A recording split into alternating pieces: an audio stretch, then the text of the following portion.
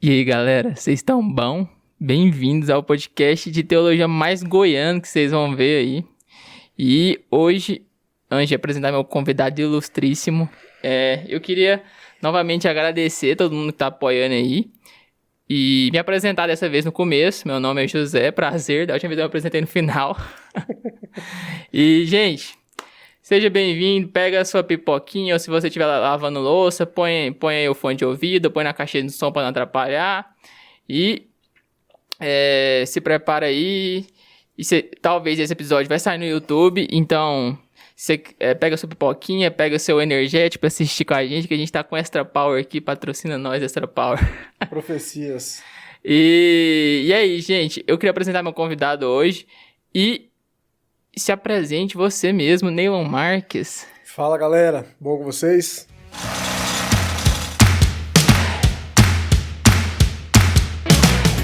Juninho, primeiramente, obrigado.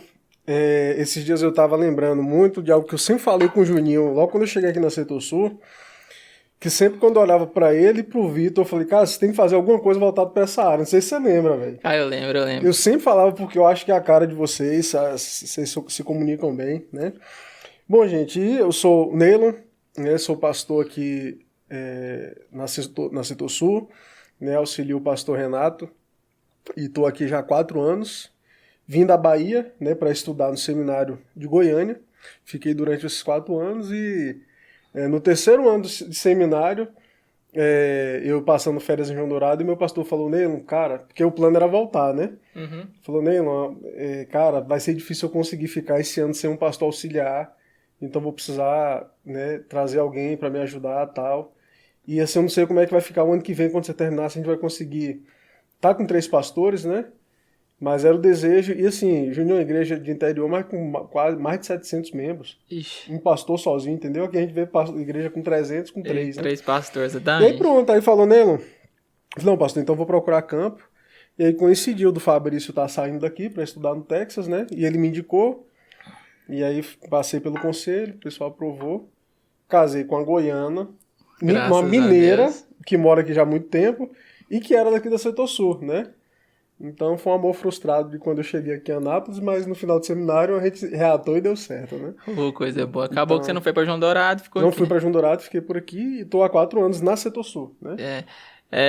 Já que você foi no Setor Sul, eu queria agradecer novamente, porque eu sempre agradeço, porque esse não é um projeto particularmente da Setor Sul, mas a Setor Sul confia em mim e me empresta todo esse instrumento aqui, esses microfones, as luzes, o estúdio aqui, pra gente gravar, pra gente edificar as pessoas e pra gente ter essa conversa boa também. E agradecer também a equipe dos meninos que tá sempre por trás comigo, me ajudando no roteiro, mandando pergunta, que é a equipe do Depois de Cristo. E eu espero que a gente continue aqui gravando nesse estúdio maravilhoso muito tempo. Mas enfim, gente, a gente hoje tá aqui para gravar de um tema que eu já ouvi muito falar, Nilo, que as pessoas vivem perguntando pra mim, geralmente, assim, meus amigos que não são cristãos, a primeira coisa que eles falam é assim, mas assim, por que eu vou acreditar na Bíblia? A Bíblia é escrita foi o homem que escreveu a Bíblia, então o homem pode falhar. Quem garante que o que está escrito na Bíblia é verdade? Então, assim, a gente, exatamente, esse é o tema central da nossa conversa de hoje. Claro que a gente pode dar umas viajadas aqui, mas... E vamos, né? E vamos, talvez. E então a gente vai falar de inspiração bíblica, Neila. Então, Neila, a primeira pergunta que eu te faço é por que a gente tem que acreditar na Bíblia? Bom, Juninho, uma questão muito fundamental que a gente precisa considerar antes desse ponto é que apenas crer na Bíblia não resolve o meu problema, né? A gente conhece pessoas que foram criadas na igreja, conhecem a Bíblia, acreditam, não só conhecem, acreditam no que está na Bíblia, e nem por isso tem um compromisso com Deus, nem por isso esse conhecimento teórico, né, trouxe algum tipo de transformação, né? Mas por que eu devo crer na Bíblia? Porque nós cremos que a Bíblia, ela, apesar de ter sido escrita por homens, ela foi inspirada por Deus, e que a Bíblia é o único instrumento que nós temos para entender quem é Deus, qual o caráter de Deus, de que maneira ele se revela, Não tem como, Júnior, a gente entender como funciona o plano de salvação para minha vida, não tem como eu saber quem é Deus, o caráter de Deus, se não for por meio da Bíblia. Não tem como. Existe um termo na teologia chamado de revelação geral, que leva qualquer pessoa que não tenha nenhum tipo de repulsa ao evangelho, ao cristianismo em si, porque a gente percebe que hoje os ateus, eles combatem muito mais o Deus do cristianismo do que a divindade em si. Parece que a implicação deles, né, Sim. é com os cristãos, não é com Deus em si. Então, mas a comunidade científica, ao contrário do que muitos pensam, a maioria esmagadora da comunidade científica, eles creem em um ente superior. Eles não chamam de Deus. Mas a maioria acredita que existe alguém por trás de tudo isso. Cara, é interessante isso, porque hoje você falou do ateísmo aí, e hoje em dia realmente é o que eu mais vejo, principalmente no âmbito acadêmico, é que eles não são contra um ser superior. Uhum. Principalmente assim, contra talvez o Deus dos cristãos, alguma coisa assim. Mas essa ideia de ateísmo hoje em dia já tá muito assim, muito batida, talvez, eu diria assim. Você vê muito pouca gente que é ateu. E eu falo um negócio pra vocês, acho que eu falei no primeiro podcast aqui, eu tenho dificuldade em confiar em alguém que é ateu. Porque o cara que fala que não acredita em nada, que não tem nada pra guiar o comportamento moral dele, não tem nada pra guiar o comportamento. Tipo, é um cara nihilista, é um cara que não vive por causa de nada. Então, assim, eu tenho medo de uma pessoa assim, né? E geralmente o ateu, ele é relativista, né? Então ele fala a sua verdade e tal, a sua moral. Mas, assim, engraçado que na hora de algumas questões específicas você não vê que existe relativismo moral. Porque se você não, né? Se alguém mexe com a mulher de um ateu, ele fala, rapaz, você está mexendo com a minha mulher? O cara fala, rapaz, não, mas segundo a minha moral, isso não é um problema. E o ateu vai respeitar? Exatamente. Então, assim, ele é relativista para algumas questões, mas para a vida prática dele isso não funciona. Né? E você falando de moral, eu lembrei um negócio, principalmente nesse negócio de mulher aí. Cara, um pensamento que eu tô vendo hoje entrando, e principalmente através do meio acadêmico, esse pensamento, essa nova moral, amoral, é meio assim, tipo, eles querem deixar a moral cristã, que guiou muito o Ocidente por muito tempo, eles querem pegar e jogar no lixo, mas eles querem também impor a moral nova. E o que essa moral é baseada? Em nada. Então, por exemplo, assim, é errado eu querer ter minha esposa e só ela, mas o correto é uma união não monogâmica, mas bigâmica. Eu posso ter quantas mulheres eu quiser. O importante igual eu tava vendo uma professora minha falando que ela não sabia o que ela era. Ela gostava a genitália para ela era só um adereço. Ela não se importava. Ela gostava da relação, do flerte. Eu fico perdido. Eu falo, cara, pior que assim, então, como a gente tá num bate-papo tranquilo aqui, tem um meu primo, ele falando de um amigo dele, falou, cara, tem um amigo meu que também não tem essa não, cara. E ele fala assim, Fernando, o que eu gosto é da esculhambação. Então, assim, na cabeça deles, assim, o importante é você não ter nenhum tipo de privação para desejos, sabe, para sentimentos seus, tem que liberar tudo e nada pode lhe controlar, né? Nadinha. E o mais estranho é isso, eles querem impor isso na gente, isso quer ser imposto na gente. E não é aquele papo de marxismo cultural, não, porque eu não acredito nisso, não. Mas assim, eles querem impor isso num negócio, tipo, eu tenho que arrancar a moral cristã da minha vida, mas essa moral... A moral tem que ser imposta na minha vida também. É justamente isso. Então, tipo, é errado eu querer ser cristão, mas é errado também eu não querer seguir o que eles estão fazendo ali. Juninho, por incrível que pareça, os mais intolerantes são os tolerantes, os que pregam a tolerância. Porque, assim, a tolerância, Juninho, é aquela tolerância que abraça tudo, que respeita tudo. Então, assim, a tolerância deles, a gente tolera toda forma de amor, toda forma de religião, exceto as religiões que condenam o que a gente prega, o que a gente vive, entendeu? Então, assim, a partir do momento que eu excluo um pensamento contrário ao meu, eu deixo de ser tolerante. Eu sou seletivo.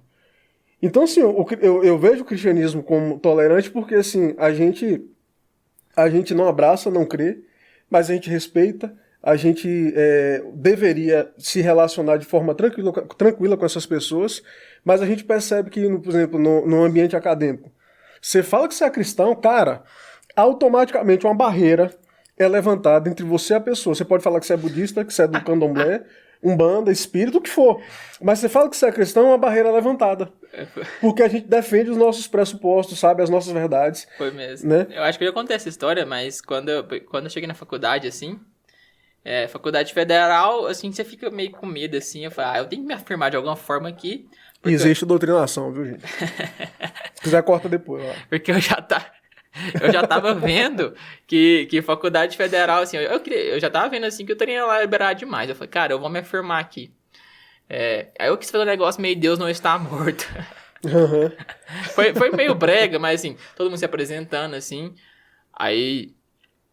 Aí o povo... Aí eu chego na minha vez, se apresente, por que você tá no curso? Por que você tá querendo fazer esse curso aqui? Eu falei, não, eu sou cristão, em primeiro lugar, eu queria ser policial. Meu Deus do céu, o povo já me olhou torto. Demorou um mês pro povo entender e quem que era eu, porque o povo focou em mim. Falei, putz, esse aí é bolsominion, esse aí é super conservador. E tanto que o povo mordeu a língua, né? Assim, tem umas amigas minhas que no final do semestre, ano passado, falou, Gini, quando eu conheci, eu pensei que você seria aquele cara chatão, moralista, mas você é um cristão meio diferenciado mesmo. Assim. É triste isso, né, Juninho? Porque, assim, mostra um pouco de qual que é a caricatura do cristão para o mundo, né? Eu passei por uma situação parecida com essa, né? Eu estudava no colégio de manhã e tal, e eu e meu irmão, crente, mas a gente tinha uma relação muito boa com a galera da turma e tal, e aí tinha uma colega nossa que estava querendo estudar à tarde, né? Falou, não, por causa do meu trabalho e tal, mas eu não queria estudar à tarde não, porque só tem véio e crente, né? Aí eu brinquei, eu falei, opa, aí você me ofendeu. Ela falou, não, mas vocês são diferentes. Então, assim, a gente percebe que a visão que eles têm do mundo é essa. Então, Juninho, assim, voltando à pergunta, ao que eu falei, em relação à comunidade científica, então, assim, por quê? Quando você começa a observar o mundo, você começa a observar a criação, como funciona, você começa a estudar biologia, você começa a estudar química, você fala, cara, não é possível que um trem desse veio do nada, de uma explosão. Exatamente. Não tem condição. Por exemplo, Juninho, tá aqui esse copo energético dentro. Gente, quem que serviu esse copo pra mim? Não, ninguém. Foi espontâneo. Tava aqui, de alguma forma, substâncias se juntaram aí e resultou nisso. Então, assim, então a gente pode conhecer, Paulo fala sobre isso em Romanos, né, que a criação manifesta a glória de Deus. Então, assim, nós podemos ter a revelação geral de que existe um Deus, de que existe um Criador. Mas essa revelação geral, natural, chamada, né, que é a natureza, as coisas que existem, que apontam para o Criador, ela não é suficiente para revelar quem é Deus de fato. E é por isso que a gente precisa da Bíblia, porque só a palavra vai nos revelar quem é Deus, o que Ele quer de nós, qual o seu caráter e tudo mais. Isso é importante. Nossa, eu tô com um tique, eu percebi editando um podcast que eu falo muito então eu vou tentar parar com isso. Mas isso é importante, porque pensando assim no Deus, a Bíblia mostra um Deus que não é simplesmente uma força superior. E eu acho que essa é exatamente a diferença do cristianismo. Mas eu queria que você falasse, por que o Deus da Bíblia é diferente dos outros deuses? Desse Deus panteísta, desse Deus natureza? O que diferencia? Então, Júnior, o panteísmo, ele defende essa ideia, né, de que tudo é Deus. Que nós somos deuses, que Deus é a pedra, Deus é o passarinho, enfim. Parece algo bonito e tal, mas assim, gente, essas coisas manifestam a glória de Deus, mas essas coisas não são, né? Deus não é a natureza. A natureza reflete Deus, mas não. Então, tanto que quando Deus dá o mandamento ali, Juninho, que são dois mandamentos diferentes ali em Êxodo, para o povo que sai do deserto, que sai do Egito, né? Primeiro mandamento, não terás outros deuses diante de mim. O que a gente precisa considerar, Juninho, que assim, Moisés escreve o Pentateuco para um povo que já estava há 400 anos no Egito, que não tinha uma religião formada, não tinha uma estrutura religiosa, sabe, livros, dogmas, não havia isso. Tanto que quando Deus aparece para Moisés, a primeira pergunta de Moisés é: qual é o teu nome? Então o povo não sabia nem qual era o nome de Deus. Os deuses que eles conheciam eram os deuses egípcios, a chamada... a ideia de criação de mundo deles era a ideia, por exemplo, como os gregos acreditavam, como o mundo foi formado, Zeus, e aí casa com a Deus e criou... E aquela confusão toda que a gente conhece, que é esqueci o termo que fala aqui da mitologia. A mitologia. Então, assim, a mitologia do povo hebreu que sai do Egito é uma mitologia egípcia, com influência babilônica. Então, assim, a ideia... Por isso que a gente precisa lembrar disso. O Pentateuco foi escrito para um povo que sai do Egito, que não tem referência nenhuma de como as coisas aconteceram. Como é que começa a Bíblia? No princípio criou Deus o céu e a terra. Ou seja, quem criou a terra foi Deus. Cara, mas você falou assim, como é que, então, esses caras, tipo, esses mais patriarcas, igual Noé, tal, Enoque, esses caras, como é que eles tiveram contato com Deus, então? Como é que eles descobriram quem que era Deus? Isso foi passado. E é interessante a gente pensar nisso, porque, assim, de início, a tradição oral, no período em que ainda não havia escrita, a tradição oral ela era muito, muito forte. E é diferente da nossa tradição oral. A gente não tem tradição oral, né? Então, assim, o que a gente tem, a gente não registra a nossa história por meio da oralidade, de contar histórias. A gente não faz isso. Os causos. Isso, os causos. Né? Então, assim, aquilo, Juninho, eram histórias que eram contadas e recontadas e recontadas e recontadas, entendeu? E aquilo era transmitido para frente, então não havia a tradição escrita. Então, todo o conhecimento que esses homens que vieram aí, né, Sete, os descendentes de Adão, né, os descendentes de Sete, ali, Gênesis 6 para frente, todo o conhecimento de Deus que eles têm é passado de maneira oral. Né, é passado de maneira oral, não era profundo, um conhecimento profundo como passou a ter depois que Deus entrega a lei para o povo de Deus, né? Mas era um conhecimento oral que você percebe que, mesmo depois da queda do homem, você vê o homem oferecendo sacrifício a Deus. Então você vê essa ideia do homem oferecendo algo que simboliza a morte, né? Isso tudo aponta para aquilo que viria a acontecer. Então essa ideia de sacrifício ela é antiga porque aí a gente crê nisso, que toda religião hoje que trabalha com sacrifício e tal, é uma distorção de um princípio que nasceu lá atrás, do que o verdadeiro sacrifício simboliza, né? Então é isso, o povo que sai do Egito, eles recebem essa mensagem de Moisés dada por Deus, mostrando como tudo aconteceu, como foi criado. Então, a princípio, a Bíblia ela é transmitida de maneira oral, né? Cara, você vai falando assim... Eu queria que esse podcast tivesse 3 horas, porque você vai falando, eu vou perguntando. Vamos lá, cara. Minha cabeça vai pipocando aí, ó. A reunião do conselho é 7h30, então a gente tem aqui 2 horas, né? Minha cabeça vai pipocando. Fugindo mais um pouco, assim, do tema, então, assim... Agora eu esqueci a pergunta, que massa. Que eu tava falando a questão da tradição oral, do conhecimento dos... Como que as pessoas sabiam o que era certo e o que era errado? O que guiava a moralidade desse povo? Porque não tinha lei. Não tinha lei. E aí por isso que vem a importância da lei. Juninho, é engraçado porque quando a gente olha ali no Jardim do Éden, Deus ele traz uma lei, são chamadas de leis positivas e leis negativas, né? Por exemplo, quais que eram as leis do Éden? Vai me pegar agora. Quais eram os mandamentos do Éden? Tinha um ou tinham vários? Tinha vários. Tinham vários, mas geralmente a gente só fala o quê? Que não podia comer do fruto. Só que Deus fala, crescer e multiplicai, né? Cuidem dos animais. Cuidem dos animais, ou seja, cuidem da criação, então, e guardem o sábado. Ele falou pra guardar o sábado? Tem, guarda do sábado. Guarda do sábado, olhe lá. Tem que ler a Bíblia de novo aí. A guarda do sábado já tá ali, né?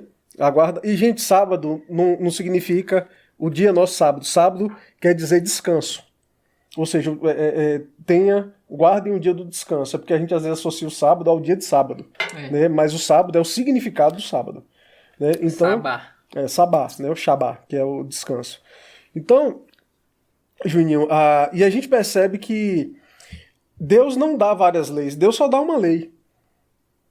Mas o homem já tinha consciência do que era certo e do que era errado. Havia consciência. Adão e Eva, eles não caem de maneira inocente. Nossa, o que é isso que a gente está fazendo? Não, eles sabiam que aquilo era errado, que era pecado. E uma coisa que Paulo fala em Romanos é que Deus colocou a sua lei no coração do homem, no sentido de que a gente sabe, Juninho, no fundo, a gente sabe o que é certo e o que é errado. Não é aquele colega nosso assim que bebe e tal, fala, pô, preciso mudar de vida e tal. No fundo, ele sabe que tá errado, Juninho. Ou seja, o homem ele é julgado pela lei do coração, né? Ele tem consciência moral. E é isso, você vai para qualquer civilização, afastado, para onde for, lá vai ter lei. Lá vai ter noção de certo e errado, lá vai ter punição para crimes que é cometido dentro de uma tribo indígena. Então você vê que isso é chamado do resquício da imagem de Deus no homem. Deus colocou a imagem de Deus no homem, o homem sabe o que é certo e o que é errado. Mas hoje, por mais que a gente tenha consciência do que é certo e o que é errado, o nosso senso de moralidade e de justiça, ele é afetado pelo pecado. Ele é afetado. Olha eu com Ed de novo, olha. Eu tava discutindo exatamente isso com os meninos do PG, do DC, que é exatamente os meninos que ajudam a gente. Essa característica que a lei do nosso coração. A moralidade nata. É a moralidade nata, que o C.S. Lewis, no Cristianismo Puro e Simples, ele fala muito disso. Ele fala muito que tem algo dentro do nosso coração que nos dá essa ideia de certo e errado. Mesmo assim, por exemplo, em todo o país, em todo o mundo, a gente sabe que matar é errado. Mesmo que numa tribo, assim, as pessoas matam, assim, ou no passado as pessoas eram mais violentas, mas matar não é uma coisa normal, matar é errado. Mesma coisa assim, traição. Traição, ninguém falou isso pra gente, assim, desde sempre trair alguém é errado. A gente já sabia disso, então assim, eu acho que tudo faz parte de uma lei natural isso. Que Deus põe no nosso coração. No nosso coração. É difícil explicar, difícil explicitar ela. Hoje o campo jurídico também tem dificuldade até de acreditar nessa lei natural. Que eles falam que da onde vem essa lei, que eles juntam muito essa lei natural, talvez com moralidade. Aí ele fala que foi algo ensinado, não foi algo interno. Mas assim, eu como cristão acredito que exatamente tem algo no nosso interior. Tem. Que às vezes a gente confunde até com a moralidade, que às vezes ela conflita a moralidade e a lei do coração. Assim. Isso. Por exemplo, Juninho, o conceito mesmo, por exemplo, assim, da questão da lascívia, da sexualidade. Cara, por exemplo, hoje no nosso país praticamente está banalizado. Tudo pode, qualquer roupa pode, então isso não é um problema, né? Mas, por exemplo, você vai para uma tribo indígena, eles andam nus. Mas culturalmente falando, aquilo não é um problema para eles. Mas, por exemplo, a mulher, sei lá, a mulher se pinta, a nativa se pintar de determinada forma. Né? É uma forma de dizer que ela está no período fértil, que ela está disponível sexualmente.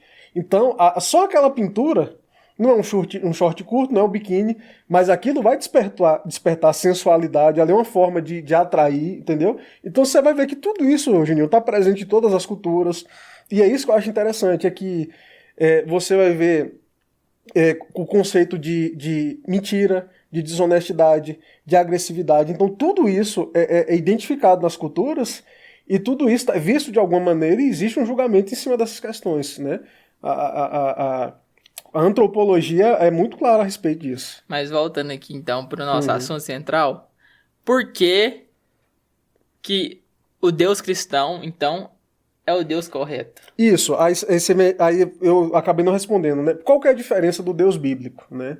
O Deus da Bíblia. Juninho, existe uma diferença no cristianismo, que essa diferença, ela separa o cristianismo de todas as outras religiões, que é uma palavra chamada graça. Exatamente. A graça diferencia o cristianismo verdadeiro de qualquer outra religião. Por quê, Juninho? Você vê uma religião que a gente tem que viver corretamente para pagar o nosso karma, que a gente tem que fazer isso e aquilo para a gente poder obter a bênção da entidade, enfim, do que quer que seja. Então você vê sempre o homem, ele toma a iniciativa para que ele seja recompensado. E aí quando você vai para o cristianismo, a iniciativa parte do próprio Deus, do homem caído, e ao invés da gente se sacrificar por esse Deus se encarna, se torna homem, ele morre por nós e nos dá aquilo que a gente era incapaz de conquistar. Cara, isso não tem. Essa mensagem você não encontra em nenhuma outra religião. Não encontra, cara. Não encontra. E eu também acho que é isso mesmo, que diferencia o cristianismo de outras religiões, cara. Porque assim, ou filosofias. Porque geralmente busca uma filosofia, você busca pra talvez você viver bem consigo mesmo. É sempre consigo mesmo. Você melhorar a sua vida, você evitar de ter problemas na vida posterior. E o cristianismo não. É graça, é amor. É uma religião que fala, esquece quem que você é e olha pro outro. Larga disso, larga de mão. Viva pro outro. Eu tava lendo Coríntios hoje. Não lembro direito, acho que era 1 Coríntios 4, que Paulo fala que a vida do apóstolo é ser humilhado, acho que ele estava dando uma bronca na igreja de Corinto, ele fala, vocês são reis por acaso? Porque eu vivo humilhado, eu vivo sendo perseguido, e essa vida que eu tenho como cristão, e exatamente, é viver pro próximo, é viver, e eu acho que essa é a diferença, porque em nenhuma outra religião você vê isso, que é sempre a natureza, cuida da natureza. Você vai até encontrar princípios que são similares, tanto que algumas pessoas, e é importante a gente que é crente saber esse tipo de diferenciação, Júnior, porque você vai ver no budismo, em outras religiões aí, hinduístas, enfim, falando de respeito ao próximo, de ajudar o outro, tal, mas assim, nenhum fala de graça, de um Deus que vai e paga o pecado do homem, ele se sacrifica, ele morre. Então isso é uma mensagem exclusiva do Evangelho. Exatamente, assim, até em religiões mais parecidas com o cristianismo, tipo o islamismo, não existe essa graça, né? Igual pro islamismo você tem que fazer, eu nunca estudei muito a fundo, mas você tem que fazer 1000 coisas para você merecer o céu, com as 40, não sei quantas virgens lá, pra você merecer. Você tem que fazer pra merecer. Eu tava lendo um livro, assim, eles não têm essa ideia de Deus pessoal, aquele Deus do meu lado. Deus é uma força que fica julgando. É uma força que fica falando, você foi bem ou foi mal. Tipo, não tem aquele Deus pessoal. Não tem aquele Deus amor, aquele Deus... É estranho isso. Eu não consigo viver de outra forma. É estranho. Tanto que, por exemplo, quando Jesus ora diante dos fariseus e chama Deus de pai, mesmo é porque a gente acostuma, a gente se converte chamando Deus de pai e tal, mas na cultura daquela, você dizer que Deus é seu pai, entendeu? Exatamente, não tem essa ideia de relacional, entendeu? Essa questão relacional é muito forte. Não tem esse aba, cara, eu acho essa palavra tão forte, aba. Que é uma forma carinhosa, né? É uma forma tipo, carinhosa. Papai, assim, é forte, né, velho? Justamente. É forte demais. Mas é isso, Júnior. Mas o que comprova, velho? Então, assim, que... Na verdade, antes disso, o que é inspiração? Porque você falou de inspiração no começo aí. O que seria inspiração? Inspiração é tipo... o cara tá escrevendo a Bíblia, aí baixa igual o Chico Xavier, começa a escrever. Pois é, Juninho. Essa ideia de inspiração ela é interessante, porque algumas pessoas têm essa ideia de que homens inspirados por Deus... né, assim, eles ficaram inconscientes no momento, Deus tomou a mão deles e o Espírito Santo começou a escrever e enfim, mandou bala, né, no modo Chico Xavier. E não isso, inspiração, por exemplo, quando eu conheci Tamires, né, então assim, poxa, teve um dia que eu estava assistindo aula no seminário, e aí eu tava meio assim distante, tava chovendo, e sempre quando chove eu fico mais inspirado, fico mais reflexivo. Assim. Gosto mais de chuva, né? Sertão da Bahia. E aí, cara, comecei a pensar nela, começou a vir algumas ideias. Então comecei a escrever. Então, né? Então assim, vem aquela inspiração, vem aquelas ideias, aqueles insights, que é fruto de uma reflexão muito mais externa, sabe? enfim. Então, quando se diz que homens inspirados por Deus escreveram a Bíblia, ou seja, que homens foram conduzidos, direcionados por Deus para registrar aquelas verdades. E nessa inspiração, Juninho, Deus respeita contexto, Deus respeita a linguagem, Deus respeita como é que diz? Toda a carga social da pessoa. Por exemplo, você pega Moisés. Moisés foi criado como um príncipe dentro do Egito. Cara, o Pentateuco é um negócio assim, extraordinário do ponto de vista de construção, de linguagem e tal. Então, assim, é um negócio... E você vê ali uma linguagem jurídica, você vê uma linguagem ali profunda e tal. Quando você vai para Amós, que era um boiadeiro, né, que era um vaqueiro. Peão, você vê ele usando linguagens da cultura dele, então você vê características, então você vai ver na Bíblia características literárias, de linguagem, de poesia, de narrativa, você vai ver essas variações. Até de personalidade, né? Personalidade. Tem uns que é mais bravo na hora de escrever. Outros. Sim, entendeu? Por exemplo, você vai ler Ezequiel, Jeremias, rapaz, os caras são, né, porrada, né? Então, assim, são duros. Então, Juninho, a inspiração não anula essas questões, sabe? A pessoa, por exemplo, se a Bíblia tivesse descrita nos dias de hoje por um dos autores fosse goiano, provavelmente você ia ver referência a Piqui, né? Então, assim, o teu louvor sobe como cheiro de piqui aos meus narizes. Então, assim, é mais ou menos nessa linguagem que eles escreveram, né? E isso não foi furtado. Tanto que a gente consegue perceber essas diferenciações de linguagem e, enfim, de estrutura, né? Isso é engraçado demais. Imagina. Jesus chegando, oba! Ô, Maria, tá? Bom, né? Bom. Igual a gente aqui. E é interessante isso, porque eu gosto muito do jeito que o Lucas escreve as coisas. O Lucas é um cara que registrava muito bem as coisas. Cara, Lucas algumas pessoas não sabem, mas Lucas, o Evangelho de Lucas e Atos era um livro só. Ah, era? É um livro só. Mas não tem um negócio que fala que não sabe, não tem certeza se o Lucas escreveu Atos? Não. Lucas é o autor, tanto que o seguinte, por uma questão de organização, eles resolveram separar, eles encerram a narrativa de Lucas ali na morte e ascensão de Jesus, né? E, cara, cadê? Abre aí, Júnior, abre aí no final de Lucas, lê o final de Lucas e o início de Atos. Peraí, final de Lucas. Ô, produção, se você quiser o energético aqui, ó, também, pode pegar. Fica à vontade aqui. Tem um copinho ali, é nosso. Se tiver uma Bíblia fácil por aqui, você Deixa eu ver também se abre aqui. Não perder aí, Júnior. Mas. Dois crentes que andam sem Bíblia. Então, pra você ver, geralmente. Lucas o quê? Não, final do capítulo Lucas. Lucas 1? Não, final de Lucas. Ah, tá. Final de capítulo de Lucas. O final do capítulo. Do último capítulo. O final do livro de Lucas aqui. Pronto, aqui, ó. O cara tá rápido ali, ó. Rapaz, nem pediu o Atos aí. Um assistente desse aí é pra poucos, cara. Aí que eu vou pôr o meu Gustavo Lima. Você gosta de Gustavo Lima? Hã? Você gosta de Gustavo Lima? Cara, não ouço música sertaneja, não. Não é nem por preconceito, a questão, a letra, essas coisas assim, eu não consigo, não. Então, lê aí, Júnior, o final de Lucas.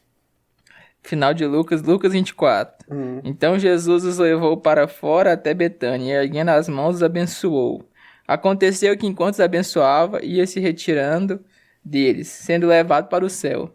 Então eles, adorando-o, voltaram para Jerusalém, cheios de alegrias, estavam sempre no templo louvando a Deus. Aí o início de Atos. Escrevi o primeiro livro, ó Teófilo, relatando todas as coisas que Jesus começou a fazer e a ensinar, até o dia em que, depois de haver dado mandamentos por intermédio do Espírito Santo aos apóstolos que escolhera, foi elevado às alturas. A este também, depois de ter padecido, se apresentou vivo, com muitas provas incontáveis, aparecendo-lhe durante 40 dias, falando das coisas concernentes ao reino de Deus. Então, assim, é o mesmo livro. Mas por uma questão de estrutura, tal, foi dividido, né? E aí colocaram Atos. que é a continuação da igreja, e a importância do livro de Atos é justamente essa, mostrar a transição, né, ali do período em que Jesus deixa os apóstolos e o início da igreja. Obrigado. Cara, que massa. Isso já prova a inspiração, né, velho? Uhum. Já prova que assim, um livro continua no outro. Uhum. Mas mais pra frente, já que eu daria esse assunto, o que comprova a inspiração bíblica, então? Juninho, comprovar inspiração é complicado porque, primeiro, a pessoa tem que crer que aquilo é palavra de Deus. Uhum. Então, se eu digo que aquilo não é palavra de Deus, esse conceito de inspiração, para mim, pouco importa. Mas eu consigo mostrar, Juninho, que ali a Bíblia é um livro diferente dos outros livros. Ele é um livro como qualquer outro livro, no sentido de que ele tem estrutura, ele tem variação linguística e tudo mais. Porém, Juninho, quando você começa, cara, a juntar as profecias do Antigo Testamento de gente que nunca se viu, de gente que nunca se conheceu, né? Um professor meu falando assim, cara, para esses homens porque assim, a Bíblia levou em torno de 2000 anos do primeiro livro ao último. Entendeu? De construção. Juninho, quando você pega, cara, as profecias de gente que viveu em tempo diferente, em lugares diferentes, e, cara, e você vai ver as coisas que se cumpriram na escritura, tem um professor meu que fala assim, cara, é igual você pegar, assim, o cofre do tio Patinhas, né, cheio daquela moeda, você vai fazer um X em uma moeda, você vai misturar todas as moedas, e depois você vai ter que pegar uma e você tem que achar essa moeda. Ele falou assim, a probabilidade da Bíblia ser coincidência é a mesma probabilidade de você conseguir pegar essa moeda. Né? Assim, era impossível se cumprir as profecias. Cara, você lê Isaías, esqueci qual é o capítulo de Isaías, mas fala assim... 53? Acho que é o 53. Quem creu na nossa pregação, cara, ele começa a descrever a morte de Jesus. É mesmo, tem uma música lá... Cara, que é a música do Sola, né? Projeto Sola... Juninho, aquilo ali, cara, um dia eu li pra um amigo meu, eu falei, cara, Paulo é fera, né? Brinquei, né? Aí eu li, falei, não, velho, realmente. Falei, cara, você acredita que isso aqui não foi Paulo? Porque ele não era muito inteirado com Deus. Ele falou, quem foi? Eu falei, Isaías. Mentira, velho, não foi Isaías, não. Eu falei, foi aqui, pô. Então, assim, cara, Isaías descreve a morte de Cristo, cara. É massa, velho. Não, então assim, Júnior... Daniel também, lendo Daniel, ele descrevendo os impérios que iria vir, e aconteceu todos os impérios que ele falou. Na ordem, sabe? No período ali interbíblico, né, dos 400 anos. E eu acho que é isso mesmo que comprova a inspiração bíblica, porque exatamente, seria muita coincidência, livros, agora eu não sei a datação certa. E assim, Júnior, um detalhe, que muita gente, às vezes tem gente que não sabe, né, que muitos deles não tiveram acesso a muitos dos escritos. Foi. Entendeu? Então, assim, não era que um bebia na fonte do outro e vinha e copiava, entendeu? Foi, exatamente. Porque começou a se registrar, a lei começou a se registrar, não, mas começou a se juntar o que tinha escrito depois do cativeiro babilônico, né? Não foi isso? Não, velho, na verdade, depois do cativeiro babilônico, isso já estava construído. Quando o povo volta, Juninho, do cativeiro babilônico, o Antigo Testamento dos Hebreus já estava fechado. Já estava fechado. Já estava fechado. Pentateuco. Porque, assim, a diferença é que a Bíblia hebraica é a mesma Bíblia nossa. É a mesma Bíblia nossa. Então, assim, são os 39 livros. Eles estruturam diferente. Eles falam Pentateuco,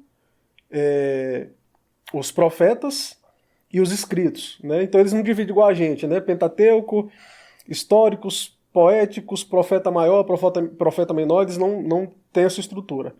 Mas assim, quando eles voltam da Babilônia, né, do cativeiro ali, isso já está praticamente definido já é estruturado e tal.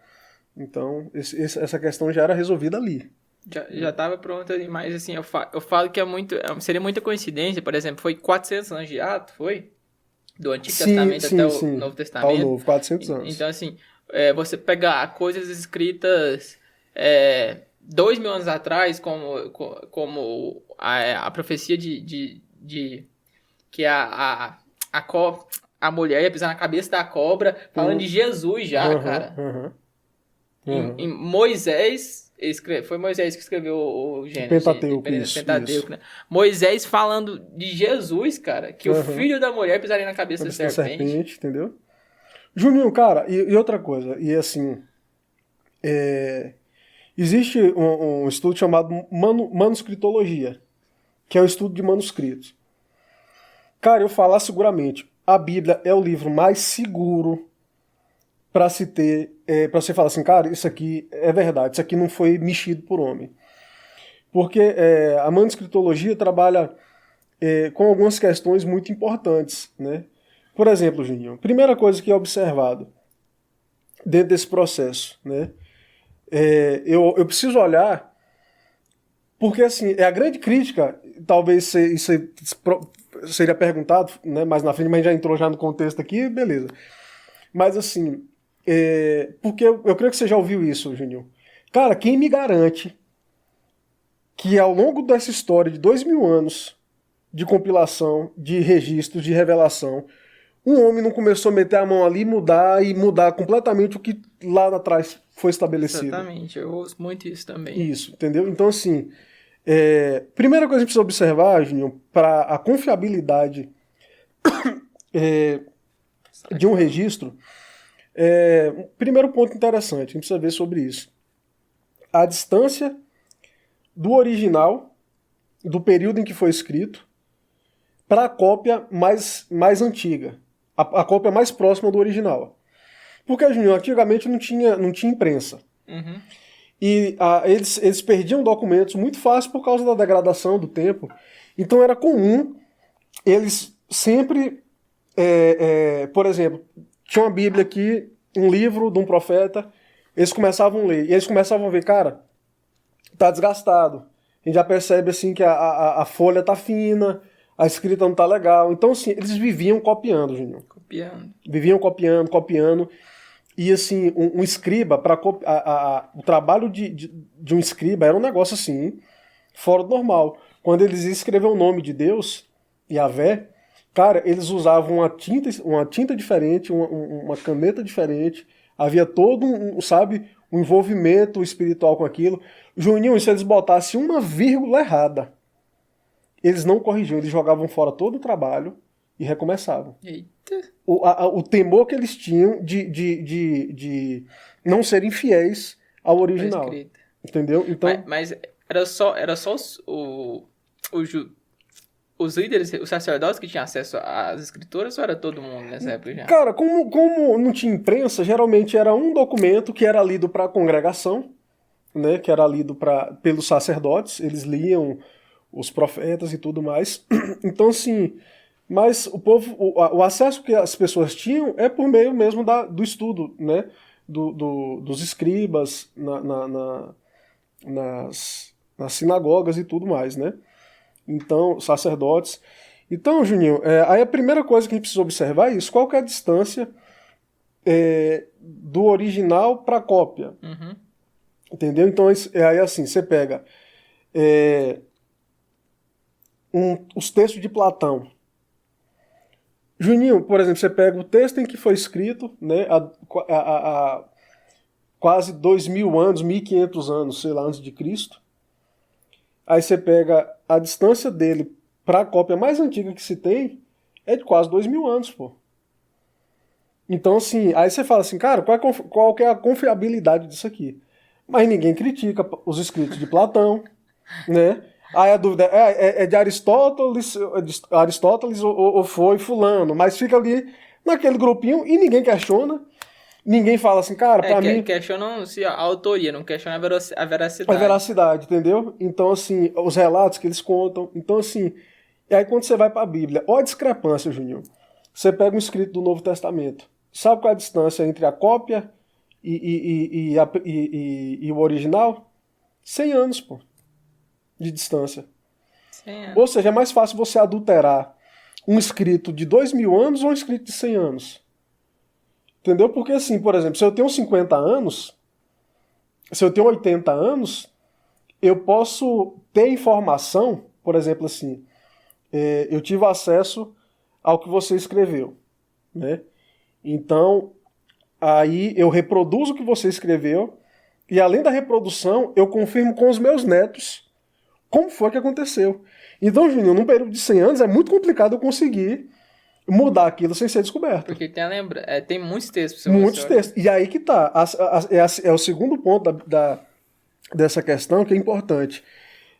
Quanto mais cópia eu tenho, Juninho, de um texto, mais eu consigo verificar se aquilo é verdade. Porque assim, se eu só tenho 2 livros de Atos, entendeu? Cara, eu só tenho como comparar aquilo com outro livro. Aí um fala, não, mas eram tudo chapa, né? Então eles escreveram o que eles achavam, tal, não sei o quê.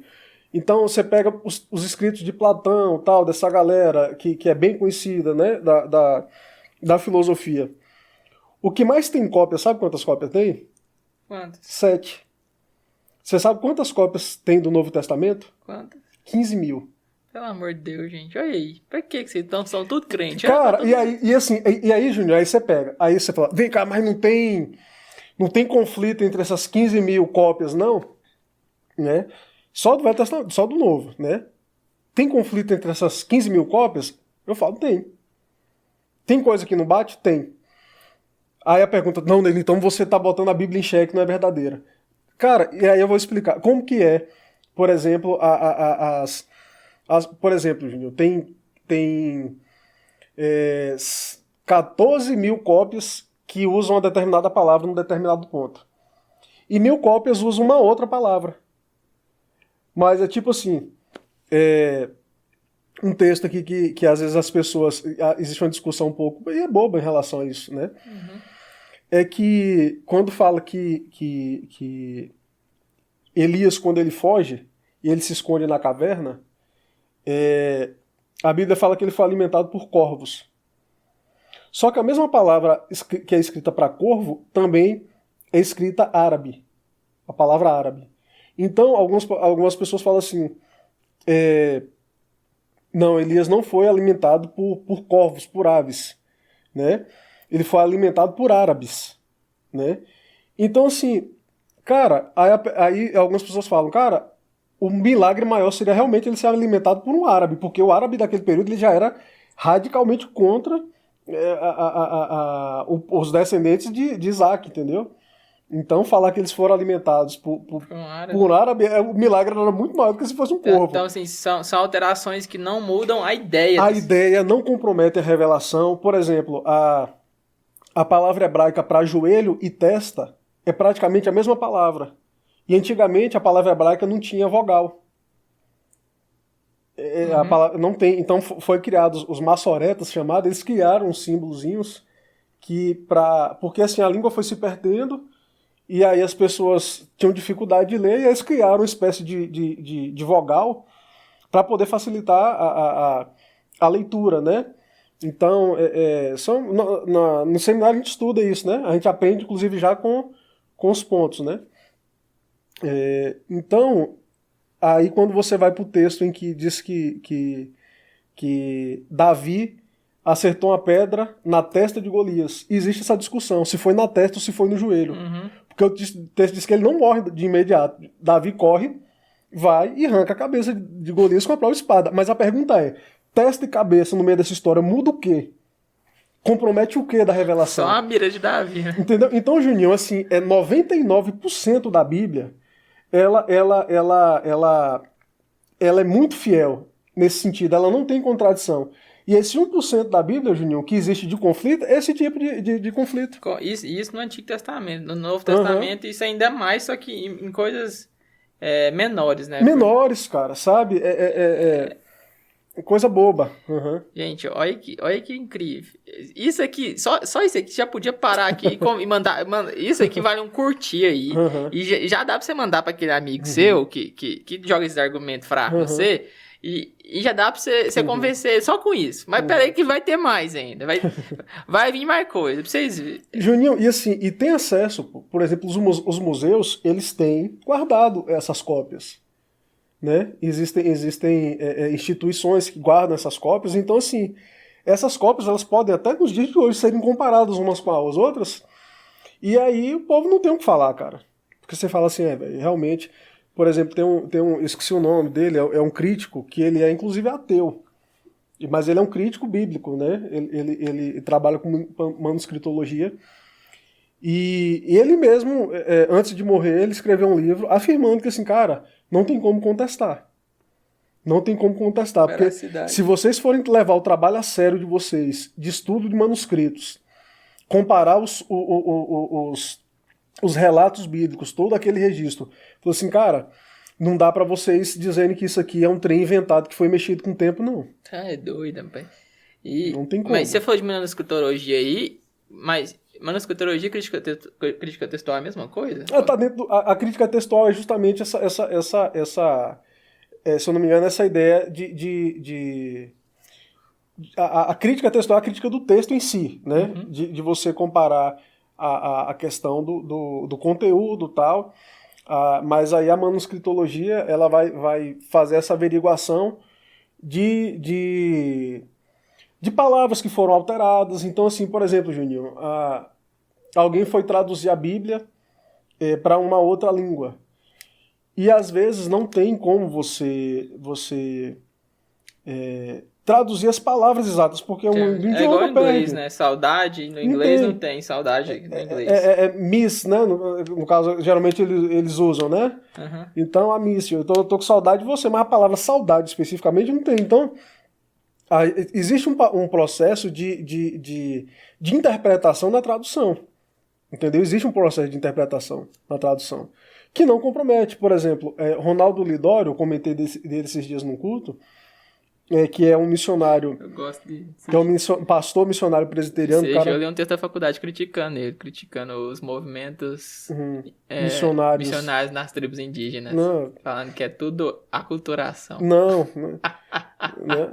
Antigamente rolou muito, por exemplo, assim, a gente foi evangelizado por americanos e praticamente eles trouxeram a cultura de música e tudo mais, mas hoje os missionários em relação a isso, eles estão muito à frente, né?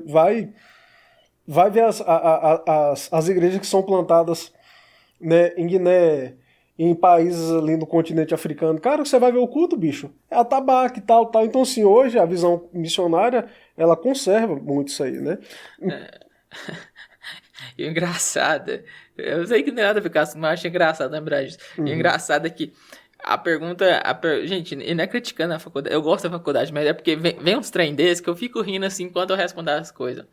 A pergunta foi mais ou menos assim: escreva a análise, depois que você leu esse texto, porque ele mostrou um texto sobre as tribos de indígenas lá, basicamente, como é que era o processo do epistemicídio. O epistemicídio é tipo você matar o conhecimento, é você acabar com o conhecimento de um pouco. Como é que era o negócio do epistemicídio nas tribos indígenas e tal, principalmente nesse contexto de pandemia, que mal que causava.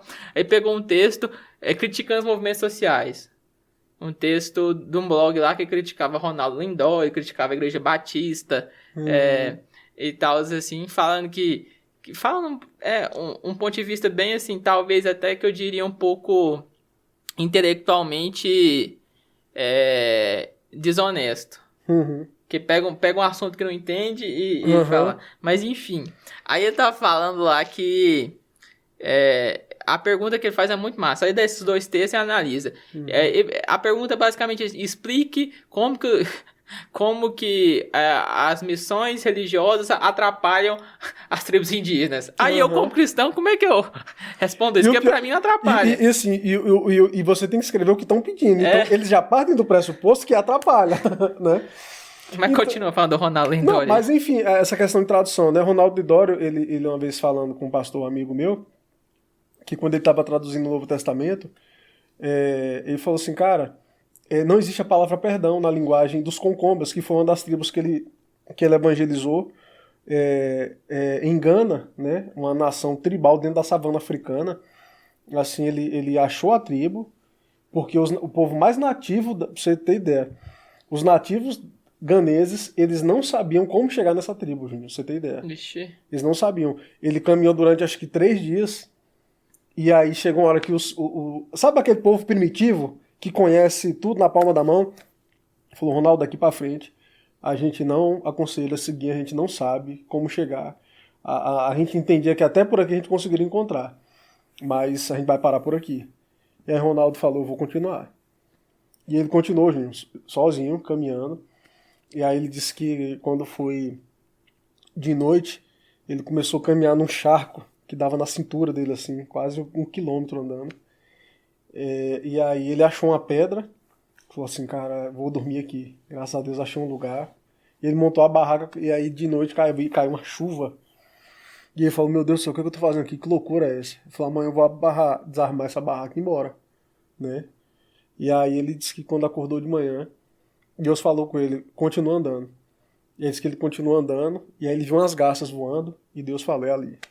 Aí ele chegou lá, achou a tribo, ele branco, ele disse que quando chegou na tribo, disse que as crianças passavam a mão nele, assim, ó, pra ver se saía tinta. Nunca tinham visto um homem branco na vida, né? Nossa. E aquela loucura, não sabia se era uma tribo canibal, não sabia de nada.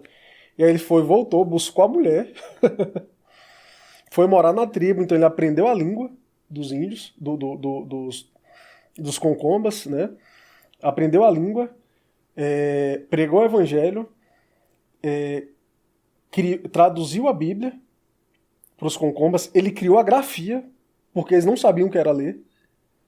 E é interessante isso. E aí ele falou, quando ele estava traduzindo a Bíblia, ele falou assim, uma dificuldade foi que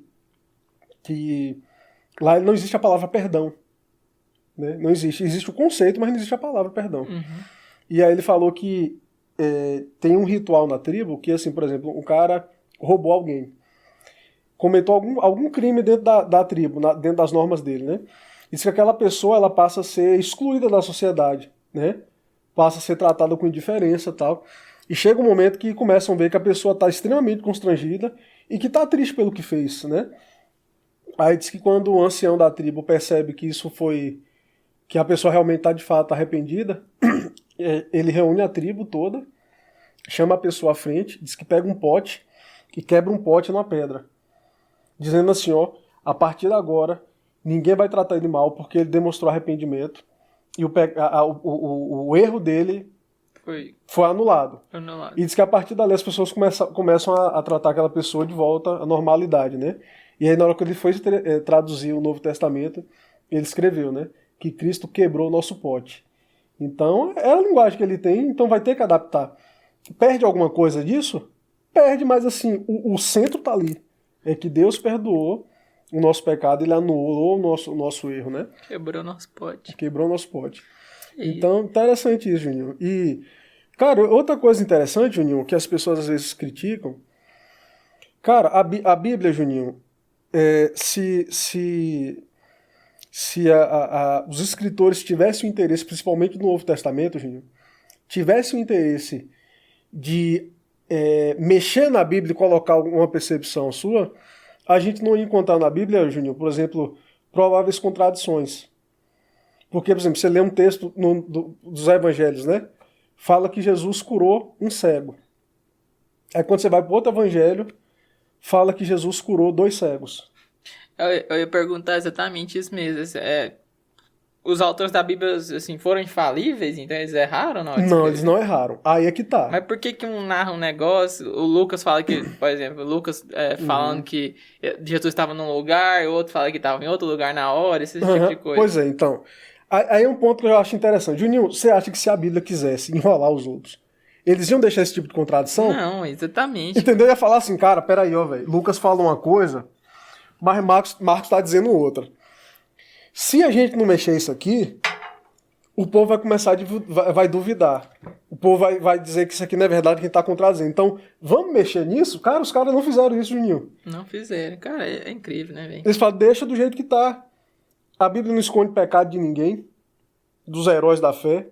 Mostra os erros de Sansão, de Davi, de Moisés, de Abraão. Cara, a Bíblia não passa pano pra ninguém. Mas mostra o que? A graça de Deus sobre a vida desses homens. Então, Juninho, como lidar com isso? Isso é chamado dentro da teologia de prováveis contradições.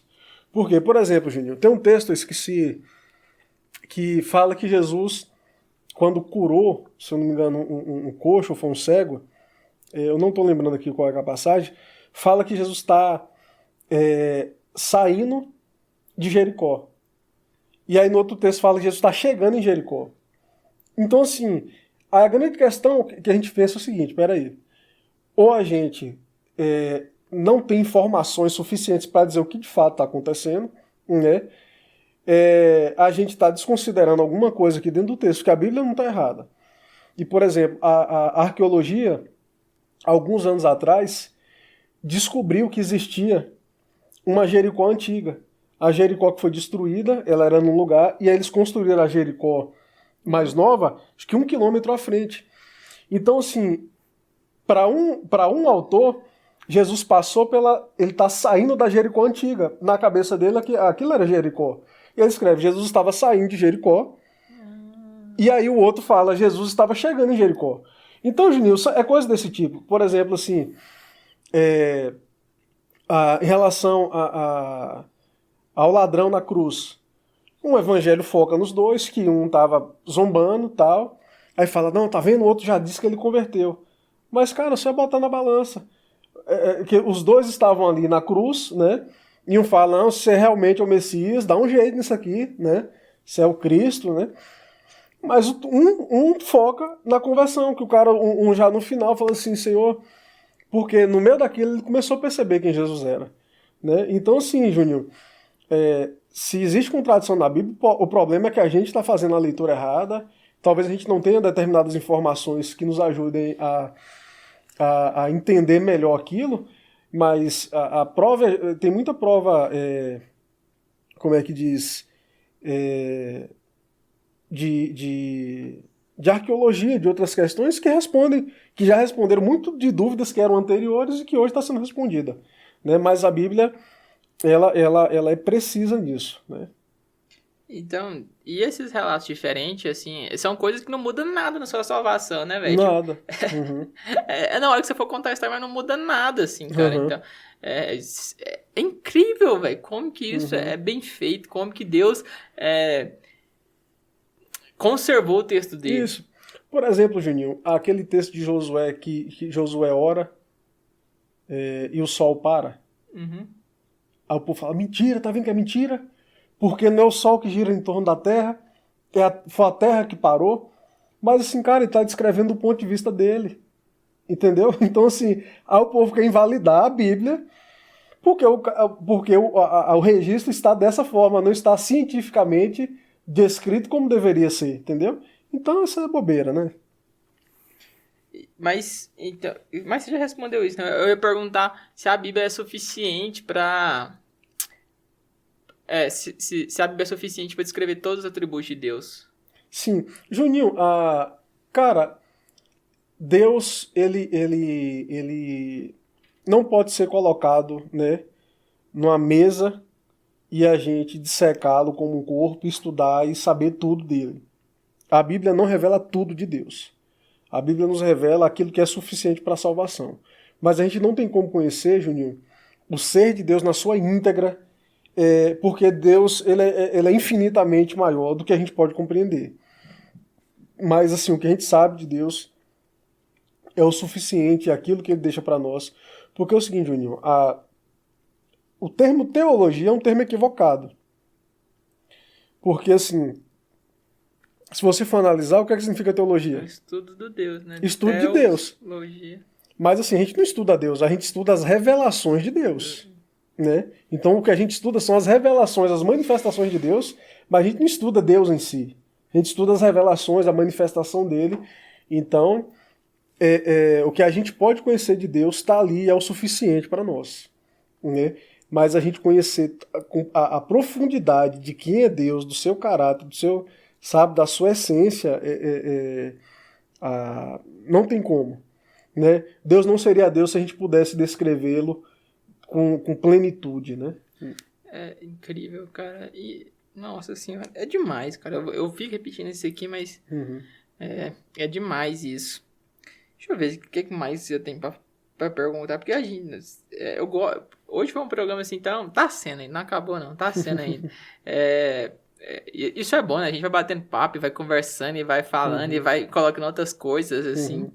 Minha intenção, a intenção do podcast é essa, a intenção do Em Reforma é você discutir esses assuntos importantíssimos, mas de forma mais leve, não de forma daquela forma mascarada, mascarada, não diria mascarada, mas talvez aquela forma, talvez muito teórica. Sim, E sim. que a gente...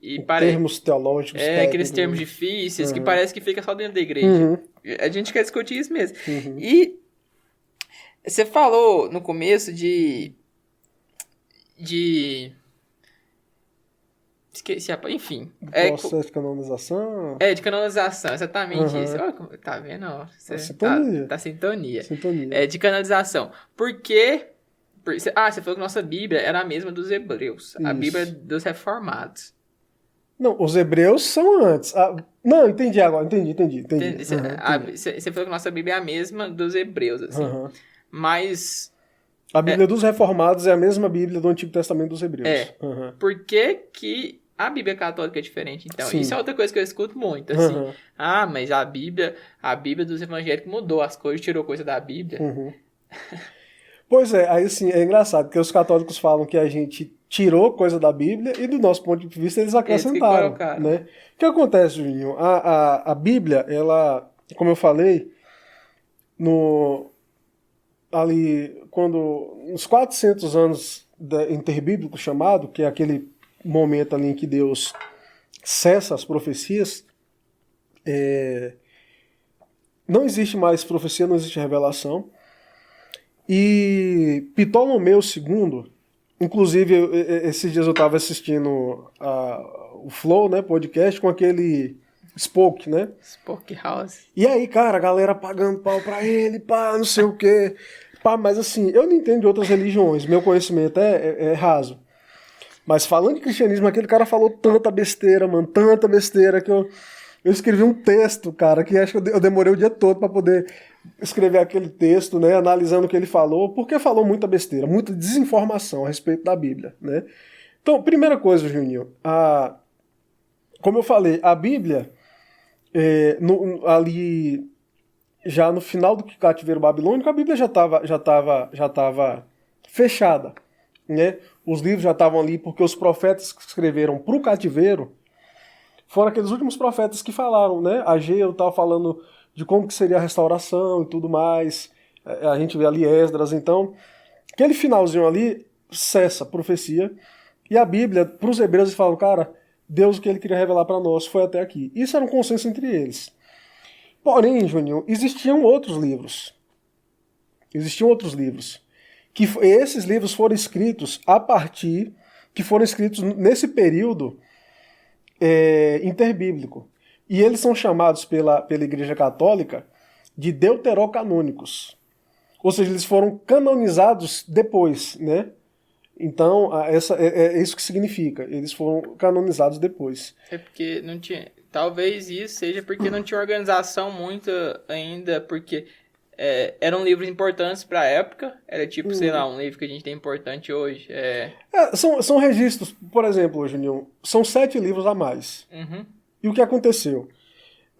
Ptolomeu II, ele naquele período ali, depois que Alexandre o Grande morre, que é aquele período interbíblico, da helenização, que o mundo começa a se tornar um mundo de uma mentalidade grega, né? E depois que o Império Grego cai, o Império Romano meio que substitui, né? Então, assim, mas Roma ela já substitui bebendo muito dessa cultura, né? E assim, é aquilo, você vê a sociedade ocidental, ela foi fundamentada em 3 pilares. Filosofia grega, então nossa mentalidade é grega, a gente é muito cartesiano, a gente, por exemplo, o grego tem mania de dividir tudo. Por exemplo, pro hebreu, Júnior, o homem era um homem. Uhum. Mas aí quando vai pro grego, eles querem discutir que o homem é alma, é corpo, é espírito, aí começa a entrar naquela... Então assim, no hebreu, na cabeça do hebreu, não existe isso. Um homem é um homem e acabou, não tem essa divisão. Então a filosofia grega, o direito romano, você vê que a nossa sociedade é estruturada sobre praticamente a base do direito romano. Exatamente. E a moral judaico-cristã, que foi essa herança. A igreja meio que funde ali com a igreja e o Estado se funde com a igreja, mas permanece isso aí. Então, Ptolomeu II, ele nossa, eu devago demais, né, velho? Com as informações. Né? Mas assim, continua aí, eu tô Ptolomeu II ouvindo aqui. Foi naquela época que a Biblioteca de Alexandria pegou fogo. Não, ela estava sendo construída. Ah, tá. Construída assim, estava sendo... porque qual era o pensamento de Ptolomeu? Eu quero todos os livros do mundo aqui. Então, o que é que ele fez? Ele falou, cara, eu quero essa Bíblia dos Hebreus. Porque assim, cara, era um documento extraordinário, uma lapada desse tamanho de informação de mais de 1000 anos, que ele falou, cara, não pode ficar de fora um negócio desse, um documento desse. Juninho, cara, é porque assim, a gente trata a Bíblia só olhando do ponto de vista religioso, mas quando você olha do ponto de vista histórico, cara, a Bíblia é um negócio assim, extraordinário, velho. Não é à toa que a Bíblia é o livro mais vendido do mundo há séculos e não vai deixar de ser, velho. Então, assim, Ptolomeu falou, preciso desse livro aqui. Só que aí ele precisa traduzir a Bíblia, eles não sabiam hebraico. E aí ele chama, em torno aí diz a lenda, né? Que ele chamou os 70 escribas para que eles acelerassem e traduzissem a Bíblia hebraica para o grego. Então essa Bíblia é chamada de Septuaginta. Septuaginta. Então essa é a primeira tradução. Que Ptolomeu contratou. Segundo, contratou. Então, assim, essa história que o Spock fala que Ptolomeu mandou a galera sair recolhendo as histórias e juntando e documentando as histórias. Não, já estava tudo pronto, cano fechado. Ele só fez traduzir. Ele contratou os caras para... Mas ele contratou hebreus ou ele contratou qualquer... Hebreus, porque tinha que ser alguém que sabia hebraico, pô. Então ele prega os escribas. Por que eles Mas é igual, eu pergunto assim nesse sentido, porque era gente que dominava a Bíblia, assim, Sim, que não ia errar a tradução. Não... Cara, Juninho, um escriba, cara, o cuidado que eles tinham com a escrita bíblica era um negócio assim, extraordinário, entendeu? Então, e assim, é outro ponto, é só comparar o que eles escreveram com as inúmeras traduções do Antigo Testamento, aí você vai ver, não, realmente os caras foram fiéis. Você pega os documentos, você compara. Qual que é o negócio? Isso foi muito depois dos registros do Mar Morto, né? Cara, assim, os documentos do Mar Morto, eles foram achados há 70, 80 anos atrás. Sim, mas eles foram escritos muito tempo antes. Muito tempo, mas assim, eles têm um registro ali, você vê registros de documentos que já é no final ali do período antes de Cristo e até um pouco depois. Tem documentos escritos desse período. Porque assim, eram livros de estudo. É tipo assim, eu tenho uma Bíblia, mas eu tenho um livro de John Stott, eu tenho... Então assim, eram livros... E o que acontece, Juninho? Pronto, pontuando. Eles traduziram, fizeram a Septuaginta, que é a tradução grega do Antigo Testamento, e nessa tradução, Ptolomeu, ele também queria outras literaturas judaicas. Então, eles pegam e traduzem, e na verdade, assim, alguns dizem que foram introduzidos posteriormente alguns outros livros que foram escritos nesse período de 400 anos. Entendeu? E ele não estava assim, não, esses livros não podem porque esses livros não são canônicos, não são inspirados por Deus. Não, o cara era assim, um interessado em literatura e tal. Então, assim, o que tiver de literatura hebraica importante é o cara de tradução. Só que os rabinos, os caras que traduziram, eles nunca tiveram esses outros livros como canônicos. Tanto que a própria Igreja Católica chama esses livros de deuterocanônicos. Tem uma história também que tinha até uma notinha de rodapé que eles colocaram de alguns livros. Sim, não sei se foi na Septuaginta. Na verdade, foi na Vulgata. Vulgata é depois da Septuaginta. A Vulgata ela foi traduzida por Jerônimo por volta do ano, acho que 3º século, se eu não me engano. E aí o imperador pediu para que ele traduzisse, ele traduziu. E aí o imperador insistiu que queria que ele traduzisse esses outros livros. Porque a diferença de nome, né? A gente chama de apócrifos, que a palavra apócrifo significa obscuro, incerto, impreciso, inseguro. E a Igreja Católica chama de deuterocanônicos, mas é a referência aos mesmos livros. São 7. Né? Aí tem Judite, Baruque, Sabedoria, 1º e 2º Macabeu, são 7, eu não lembro famoso, de qual não. Livro de Enoque, né? Não, o livro de Enoque é chamado de pseudepígrafos. Já que não tá nem na Igreja Católica. Não, esses livros não estão na Bíblia Católica. Tá. Os pseudepígrafos são assim, pseudo vem de falso, e epígrafos, os escritos falsos. O que são os pseudepígrafos? Por exemplo, muita gente fazia, Juninho, o seguinte, no primeiro século, e no antigo, no século do período do Velho Testamento, escrevia algo e atribuía a alguém. Por exemplo, o Evangelho de Judas, o Evangelho de Tomé, entendeu? Como se Tomé tivesse escrito o Evangelho. Sim. Então, acontecia isso, né? Então, esse é chamado de pseudepígrafos. Então, o livro de Enoque é um pseudepígrafo, ele não é um deuterocanônico. Então, foi traduzido, Juninho, para a Septuaginta, esses livros, mas eles nunca foram reconhecidos pelos hebreus. E todo mundo sabia disso. Então, o que acontece? No terceiro século, desculpa a imprecisão, porque é muita data, velho, não dá pra lembrar isso tudo. Isso aí não importa, né? não.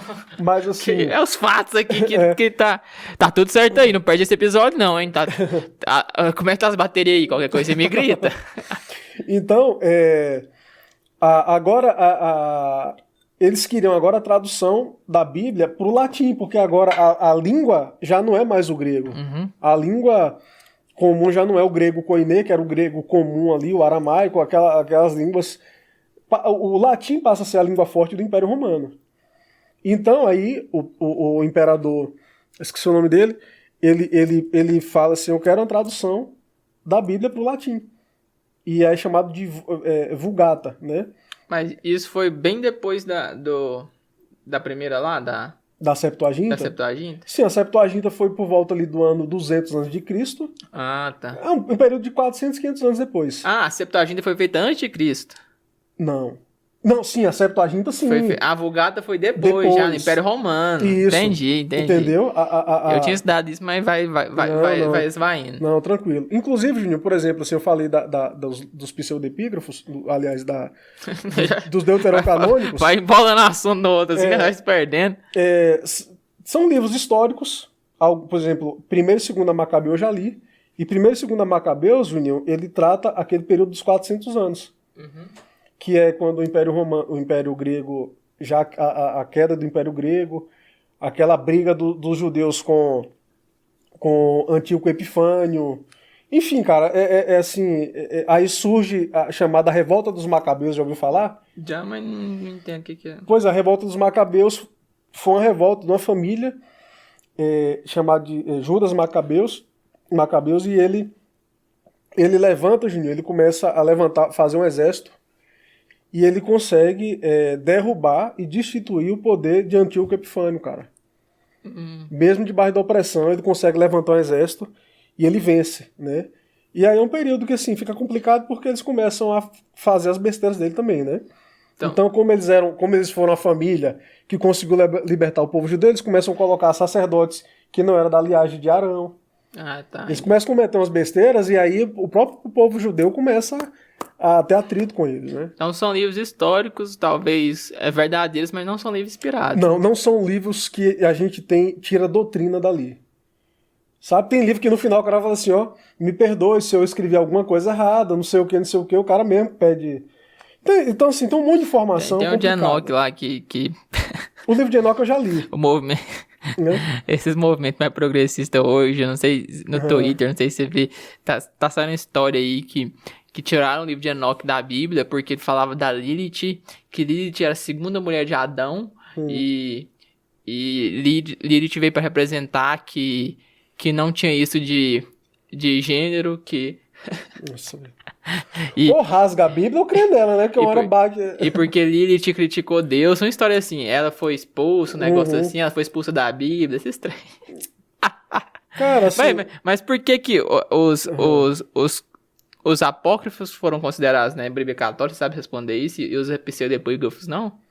Primeiro porque é o seguinte, Juninho, eles são escritos no período interbíblico, que é um período onde se encerraram as profecias, né?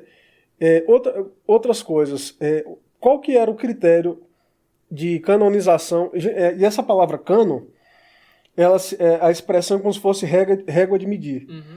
O cano é como se fosse uma cana que eles usavam para medir assim, a altura de algo, então era uma espécie de régua daquele período.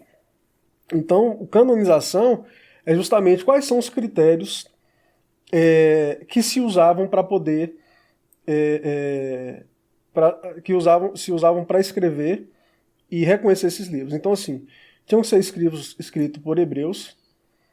Ele não podia ter contradição com aquilo que já havia sido escrito anteriormente. Então, você pega esses livros aí deuterocanônicos, cara, um monte de choque doutrinário, cara, com coisas do Antigo Testamento. Então, fala, cara, não tem como. Um hebreu, eles nunca reconheceram esses pseudepígrafos como um livro inspirado. Porque imprecisão histórica, imprecisão teológica, incoerência teológica, entendeu? Distorção teológica. Então, assim, um monte de problema de gente que era de uma outra cultura que sei lá, escreveu... Veio palpitar. Então, é mais ou menos isso. Não, eles não aceitaram. Esses livros não eram aceitos. Muitas vezes eles eram lidos, eles eram, assim, alguém fonte de estudo para outras questões, mas nunca foi aceito. E aí acontece que aí, 300 anos, aí no terceiro século, aliás, início do terceiro século, Jerônimo, ele traduz a Bíblia agora para o latim, chamado Vulgata, né, Vulgata Latina. E aí o imperador, ele queria que ele traduzisse também os deuterocanônicos. E ele falou que não, que aqueles livros não eram inspirados, que os próprios judeus não reconheciam aqueles livros como inspirados. E de tanto ele insistir, Jerônimo ele traduziu, porém ele botou na nota de rodapé que esses livros não são inspirados, eles não são reconhecidos. Então, esses livros estavam na Vulgata Latina, porém, dentro da própria Vulgata Latina, tinha nota de rodapé dizendo que esses livros não são fonte de doutrina para a igreja. Vulgata é a Bíblia Latina. A tradução para a Latina. Então, Juninho, qual que é a diferença? Quando Lutero ele rompe com a Igreja Católica, ele traduz a Bíblia para o alemão, aí ele pega e exclui. É por isso que a Bíblia protestante não tem esses livros. Porque a tradução que Lutero faz já é uma tradução... direto do latim. Não, ele traduz do original, ele não traduz do latim. Ele traduz do hebraico. Do hebraico, do grego. E ele já exclui os pseudepígrafos, os deuterocanônicos. Ele já tira da lista, porque assim, os próprios pais da igreja, Juninho, que eram homens ali do período católico, nem eles reconheciam, cara. Essa é a questão, Juninho. Nem até os padres da igreja daquele período... John Hus, Wycliffe, Savonarola, são os pré-reformadores, eles eram católicos, pô. Eles eram católicos. E nem eles reconheciam esses livros como canônicos. Uhum. Entendeu? Mas o que acontece? Lutero ele rompe com a Igreja Católica, o movimento protestante vai crescendo, tal, e aí lá para 1600, se eu não me engano, é a chamada Contra-Reforma da Igreja Católica.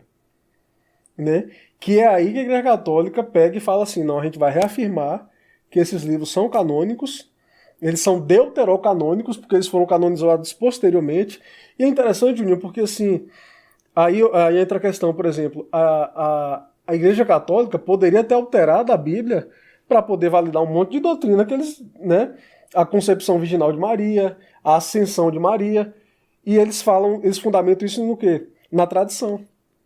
Porque a tradição e a revelação bíblica para a Igreja Católica tem o mesmo peso. Sim. Então, assim, a Bíblia, nem os católicos, e isso é um motivo de apreço, nem eles tentaram mudar o que a Bíblia diz para poder enfiar algo que eles acreditam ali. Eles colocaram livros que falavam, né? Não, na verdade eles criaram o chamado a tradição. Não, mas é porque, tipo, por exemplo, eles justificam algumas doutrinas deles nesses livros deuterocanônicos. Sim, tem os deuterocanônicos, oração por mortos. Essa oração tipo, é o negócio lá do...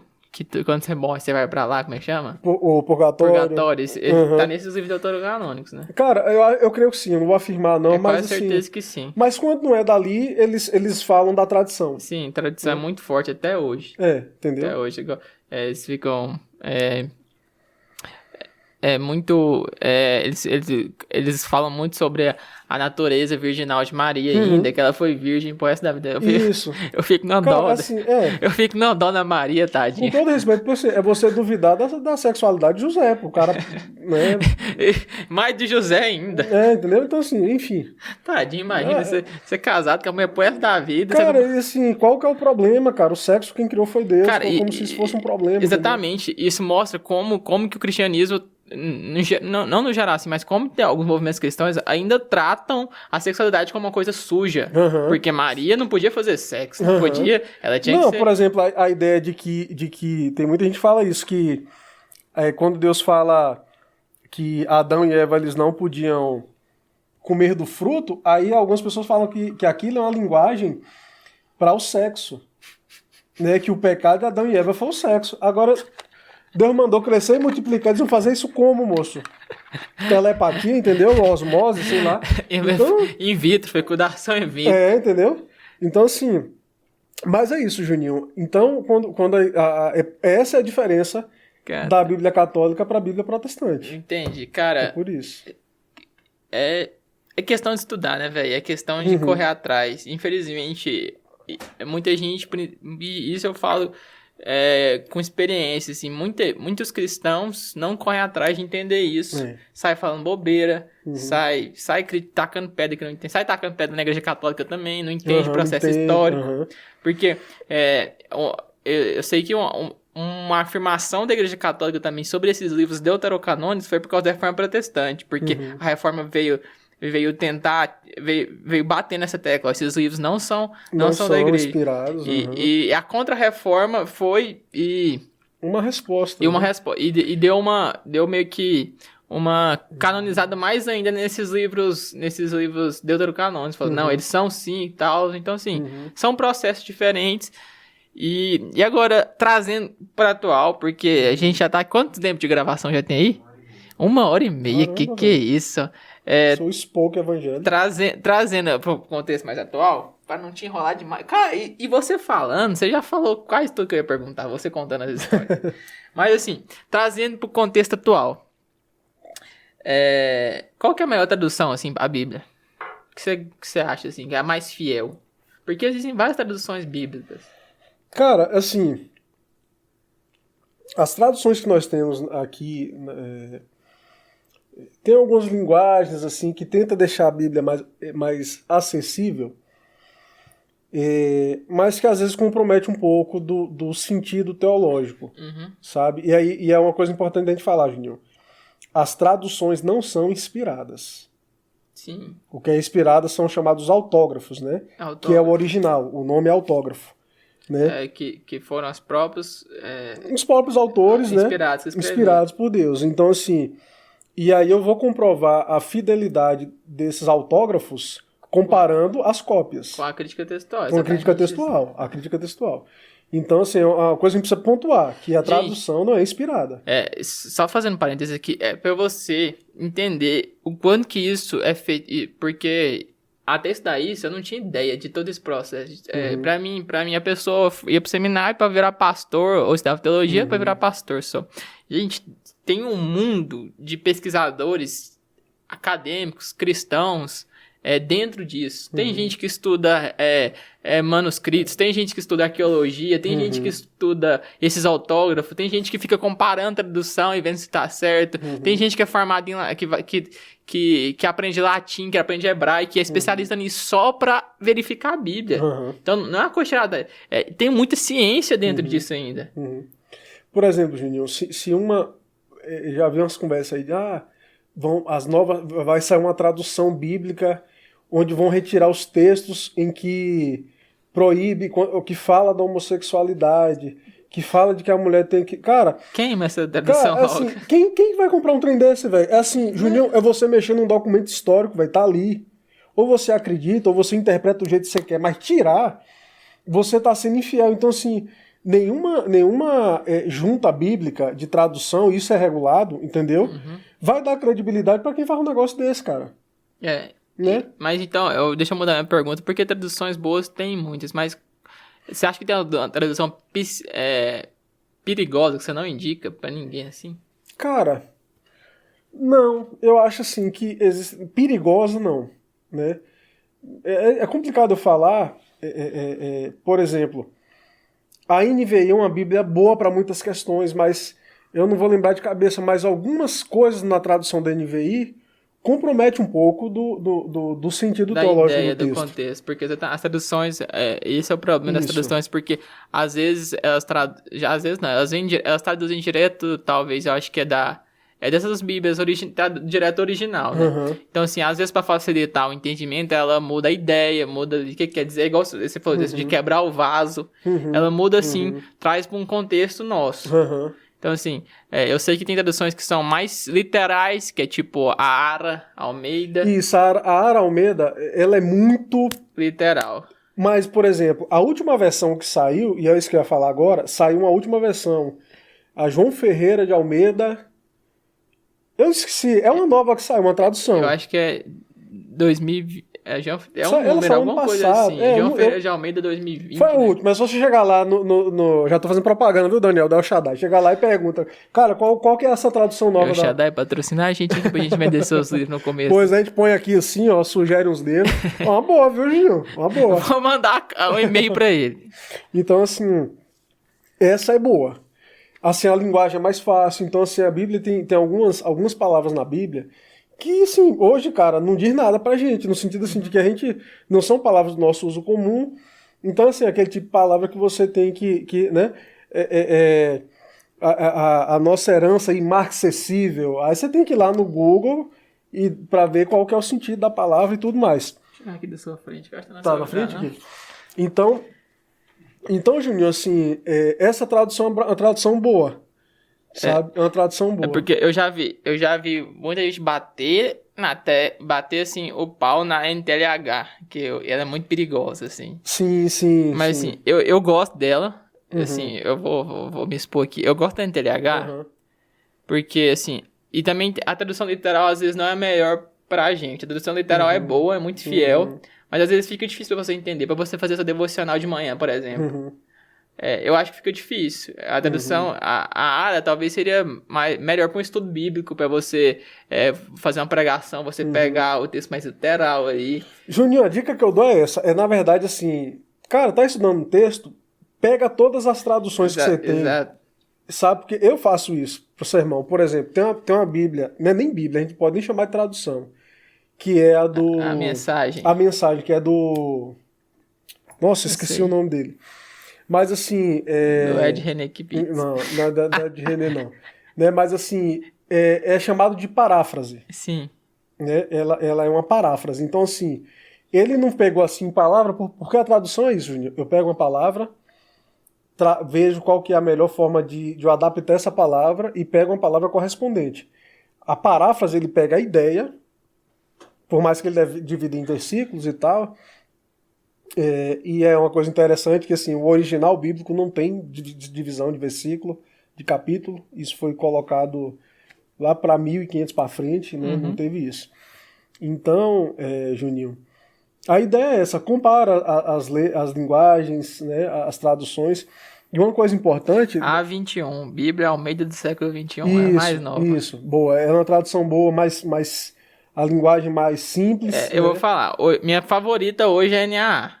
Porque a Nova Almeida é uma linguagem simples, é o que eu tava falando, é uma linguagem simples que dá pra você, no devocional de manhã, você ler e entender. Agora, a área é uma bíblia mais pesada, que você tem, é umas palavras difíceis. O que quer dizer? Galardão, usa esse estranho, o que quer dizer isso?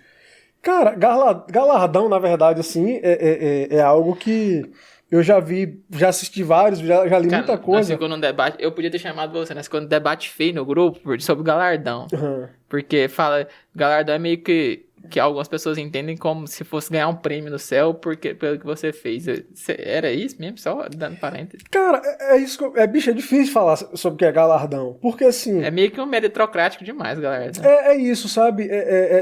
Essa é difícil a gente falar, porque assim. É uma espécie de recompensa, Júnior, mas assim. Assim, eu não tô afirmando nada, mas assim. Qual que é o sentido de algo.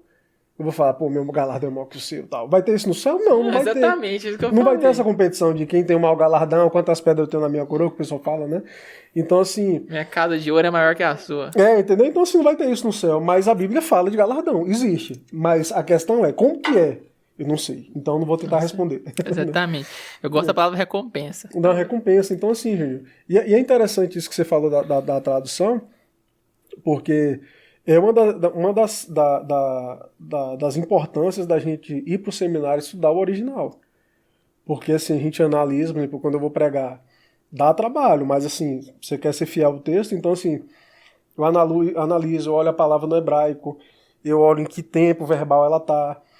E isso é importante também, Juninho. Por exemplo, no grego, né? Você pega ali, bem-aventurados que têm fome e sede de justiça, porque serão fartos. Aí quando você vai olhar a palavra farto e fazer a análise no grego dela, a palavra farto está na voz passiva. Ou seja, não é uma fartura que vai ser saciada porque você for atrás, mas você vai ser saciado. Né? Então são esse tipo de análise, Juninho, que na hora da pregação vai fazer toda a diferença. Faz toda a diferença. E numa tradução a gente não consegue ver isso. Não consegue tirar isso. Exatamente, mas eu volto a defender aqui, porque a Bíblia tem que ser acessível. Infelizmente, não é todo mundo que tem o mesmo grau de conhecimento de todo mundo. É igual... Uma crítica que eu faço muito ao marxismo, que o marxismo fala que defende o trabalhador, mas você pega um trabalhador e não consegue ler nada de Marx. Não consegue ler nada, porque é umas palavras difíceis, é uns trem difícil, é mais-valia, mais valor. Ele escreveu Pelite, né? Então, se você pegasse, se alguém tivesse pelo menos o bom senso de pegar o Marx, vamos fazer uma tradução Marx pra linguagem de hoje, talvez. A vulgata marxista, A vulgata marxista. Talvez seria mais fácil. A linguagem do povo. Mas é isso, é importante, a Bíblia tem que ser acessível pra todo mundo. Então, por isso que eu defendo essas, tipo, NTLH, a mensagem, para adolescente, assim, não pra gente que tem muita essa dificuldade de entender essas palavras, pra pegar lá e não precisa fazer porque o estudo bíblico é importante, mas assim, não é todo mundo que tem os mesmos meios, as mesmas condições de fazer. Então, assim, pra ajudar essas pessoas, pra ajudar e para trazer mais para perto do contexto da pessoa. A mensagem faz, né? Ela traz isso. Nós podíamos escrever a Bíblia goiana também, falar. Os discípulos falam, oba! Chama. Mas então.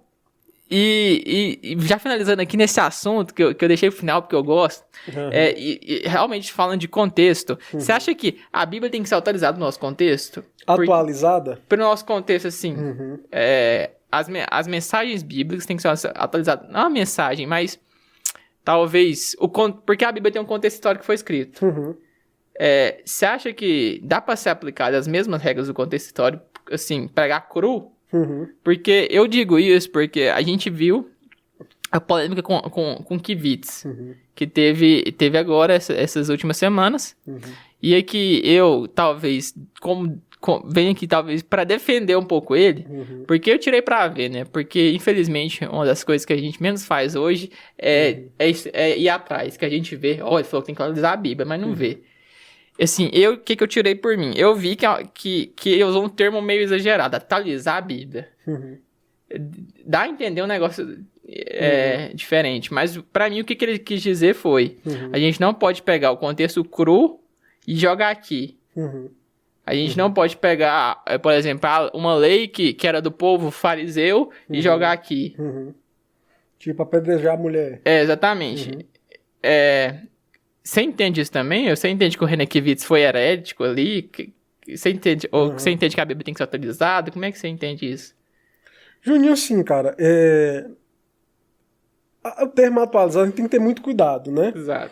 Porque aí quando você fala assim, que não, ela não precisa ser atualizada, fica parecendo que você está validando coisas ali, tipo apedrejar uma mulher prostituta, né? E quando você fala que não precisa ser atualizada, aliás, que precisa, dá a entender que você tem que mudar coisas da Bíblia, né? Não, a Bíblia, ela precisa ser lida, interpretada de maneira, com a hermenêutica correta, né? Com a análise correta do contexto e tudo mais. Então, assim, a Bíblia no sentido de se adaptar a uma sociedade que mudou e agora eu preciso não, ela não precisa de atualização. Ela precisa de ser lida, interpretada e aplicada da maneira correta. Exato. Pronto, ponto. Então, assim, eu não chamaria isso de atualização. Mas eu acho que isso é uma coisa que, pelo menos os pregadores sérios sempre fizeram. É você pegar um contexto, pegar uma mensagem, por exemplo, agora eu não vou saber de cabeça, mas uma mensagem aplicada a certo contexto, ver o que ela queria dizer ali e trazer isso pra gente. Não é trazer o contexto assim e jogar aqui. Por exemplo, alguma coisa que... Eu acho que em Coríntios também fala que a mulher não pode pregar, a mulher não deve falar, ficar calada lá. Então, você não pode trazer isso simplesmente pra cá, assim. Tem que analisar o contexto. Tem que analisar por que daquilo, e qual que era a mensagem por trás daquilo. Por trás. Então, assim, por exemplo, assim... a gente entende que, por exemplo, Paulo escreveu para toda igreja e fala isso? Não, é só para Coríntios. Então, assim, a gente acredita que ali existia um certo problema em relação à postura da mulher diante do culto, diante do marido, diante da igreja, que não estava correta. Então, assim, por exemplo, quando ele manda cobrir a cabeça com véu. Então, assim, você tem que olhar tudo aquilo dentro do contexto que está falando. Né? Então, assim, o problema não é o véu, o problema é porque, por exemplo, naquela cultura, Juninho, a mulher que usava um véu, aquilo passava a ideia de que era uma pessoa que tinha pai ou era casada, e tinha uma cobertura, um cuidado masculino, então assim, aquilo apontava, tinha uma linguagem para aquela época, né? E as mulheres começaram a raspar a cabeça, as prostitutas da deusa Diana faziam a mesma coisa. Então, assim, algumas preocupações de Paulo eram muito específicas ali. E então, assim, existe uma linguagem por trás daquilo, né? Existe então, um porquê. Um porquê, né? Existe um porquê. Então, assim, por exemplo, quando você fala aí do Antigo Testamento, né? Então, inclusive eu trabalhei durante as 4 semanas aqui na igreja, na terça-feira, o estudo entre a relação entre lei e graça. Né? Como que funciona tal? E uma das coisas que eu trabalhei foi a questão dos 3 sentidos da lei. A lei jurídica, a lei cerimonial e a lei moral. Uhum. Então, assim, a lei jurídica regulava Israel como nação, né, como Estado e tudo mais. Então, havia ali a lei sanitária, a pessoa se construísse um apartamento, né, se construísse uma casa de 2 andares, ele tinha que colocar um parapeito, porque se ele não construísse, alguém caísse, ele seria responsabilizado. Então, você vê, sabe, se alguém fosse no mato, né, fazer suas necessidades, ele tinha que cavar e enterrar. Então, por quê? Para evitar a doença no meio do povo. Então, cara, o povo de Deus foi livrado de muita coisa, porque não comia animal impuro. Não era porque simplesmente era impuro por ser impuro. Existia um princípio espiritual por trás daquilo, mas, de fato, quando você vai olhar, Juninho, os animais impuros do Antigo Testamento, todos eles são animais que têm dificuldade com o sistema digestivo. Então, eles não fazem uma digestão muito boa e são propensos a realmente transmitir doença. Então, tem tudo isso, né? Mas, assim, por exemplo, Juninho, aí vai falar assim, porque a lei que trata ali da homossexualidade no Antigo Testamento fala que tem que apedrejar, não sei o quê, não sei o quê. Então, assim, aquilo era lei civil, aquilo não é lei moral, né? Porém, quando você vai ali fala de incesto. Então, fala de um monte de coisa ali complicada de irmão com irmão, de filho com pai. Então, já que a homossexualidade tem que ser retirada, essa permissividade, essa proibição, porque é lei moral, então por que não libera esse restante de coisa? Então você precisa fazer a leitura da coisa, sabe, muito além disso. E você vê que, assim, que o Novo Testamento reafirma muitas dessas coisas. E, assim, como eu vou me posicionar nesse sentido, por exemplo, eu não concordo com muita coisa que o Ed René Kivitz afirma com a visão teológica dele. Acho que ele tem coisas boas que eu ouço, que eu acho legal, mas assim, não é, por exemplo, Vinho, você fala, cara, você gosta de fulano? Cara, não é que eu gosto, eu ouço todo mundo, entendeu? Eu ouço todo mundo, mas assim, não é o caso dele, mas assim, poxa, até um relógio parado acerta 2 vezes no dia. Então, assim, não é porque o cara fala umas coisas boas que eu vou tomar tudo que ele fala como verdade. Então, assim, existem pregadores que eu falo, cara, ouça tudo desse cara, mas tem gente que eu não tenho coragem de falar, sabe? Tem gente que eu não tenho coragem de falar. Então, assim, o meu problema é porque é o seguinte, você pergunta para um pastor com essa visão que tem que ser atualizada, tal, e eu percebo muitas vezes isso, assim, você acha que é errado o pastor usar da fé para poder extorquir a igreja? Isso é um pecado e tal, e pau, e fala. Pastor, e sobre a igreja não ter ação social? Não, tá errado, porque esse pau. Aí você vem e fala, pastor, e homossexualidade? Veja bem. Aí dá aquela rodeada, e não fala o que é pecado, sabe, cara? Então, assim, eu às vezes olho e falo, cara, peraí, velho. Né? É com medo de entrar em conflito com a ala da sociedade que tem abraçado muito ele, que ele não quer perder, sei lá. Enfim, mas o fato é que a Bíblia ela precisa ser, eu não gosto dessa palavra, atualizada. Atualizada é muito Ela precisa ser interpretada e aplicada da maneira correta. Exatamente, mas eu entendi eu entendi mais ou menos foi isso mesmo. Eu não entendi que como talvez que algumas pessoas queriam fazer parecer que ele queria mudar o que estava escrito na Bíblia. Eu não entendi que foi isso, não. Mas enfim. Mas assim, a gente precisa ter muito cuidado com o que fala, Juninho. Exato. Porque assim, imagina se tudo que eu prego, eu depois tenho que fazer um vídeo de 50 minutos explicando o que eu preguei. Então assim, eu preguei errado. Eu precisava ser mais claro. E tem cara que fala bobeira mesmo, igual esses caras, tipo, Vitor Azevedo, esses... Nossa, não, gente, não ouça Vitor Azevedo. Aquele cara um serviço pra fé. Aí é uns aí eu falo, aí é heresia, eu já vi vídeo. Você tem o mesmo valor que Jesus. Aí eu falo que é bobeira mesmo, você não precisa nem ver o vídeo todo. Aí você já entende que é bobeira mesmo. Juninho, desculpa você cortar, mas você viu o vídeo dele falando que da conversa de Jesus com Deus, quando Adão e Eva estavam no paraíso? Não. Ele falando, cara, eu não tô falando que me contaram, eu assisti, né? Ele tava assim, dizendo que Deus tava conversando, né? Quando bota lá a árvore, fala assim, Pai, eles vão pecar, eles vão comer desse fruto. Aí Deus fala, será, filho? Por quê? Porque eu no lugar deles eu também comeria. Deu. Pra mim deu. É isso, gente. A gente finaliza hoje nosso programa com essa conversa linda. Gente, então é isso.